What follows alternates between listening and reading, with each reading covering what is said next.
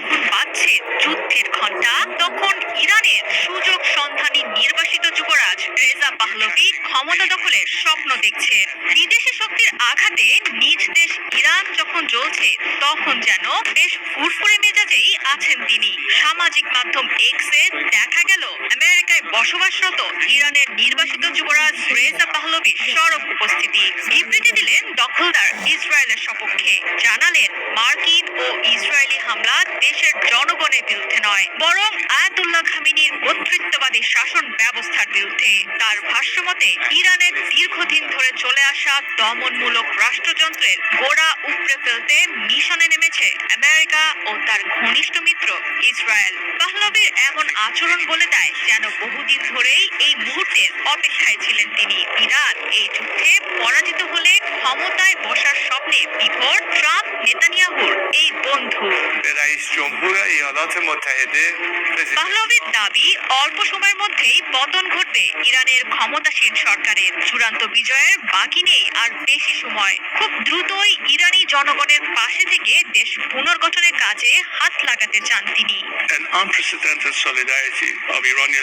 রাজনীতি ময়দানে সবসময় ইরানের শেষ শাহ অর্থাৎ পিতা মোহাম্মদ রেজা শাহ পাহলভির পদাঙ্ক অনুসরণ করে এসেছেন রেজা পাহলভি। বাবার মতোই পরিচিতি পেয়েছেন আমেরিকার ঘনিষ্ঠ বন্ধু হিসেবে। পেজেশকিয়ান সরকারের সমালোচনা করে চলতি বছরের জানুয়ারিতে ইরানে সংঘটিত তীব্র সরকার বিরোধী আন্দোলনকে আরো উস্কে দেন তিনি।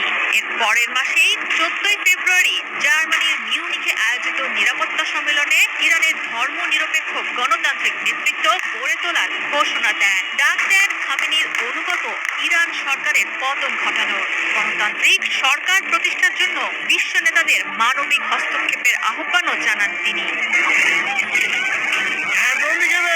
সম্মেলনটির ঠিক 2 সপ্তাহ পরেই ইরানে আগাম প্রতিরোধমূলক তকমার মোড়কে হামলা চালিয়ে বসল ইসরায়েল। তবে নিজ দেশে আঘাতের খবরে যেন বেশ খুশিই হয়েছেন পশ্চিমা চরখ্যাত পাহলভি। তার ভাষ্যমতে ইরানের জনগণকে সহায়তা করার প্রতিশ্রুতি অবশেষে রক্ষা করেছেন ট্রাম্প। দেশে চূড়ান্ত পরিবর্তন আনার জন্য দেশবাসীকে এগিয়ে আসার আহ্বান জানান। তবে নিরাপত্তার স্বার্থে আপাতত সবাইকে ঘরে থাকার নির্দেশনা দিয়েছেন তিনি। যোগাযোগের মাধ্যম হিসেবে ইন্টারনেট পরিষেবা বন্ধ হয়ে গেলে স্যাটেলাইট চ্যানেল আর রেডিওর মাধ্যমে জনসাধারণকে তার বার্তা অনুসরণ করার নির্দেশনা দেন।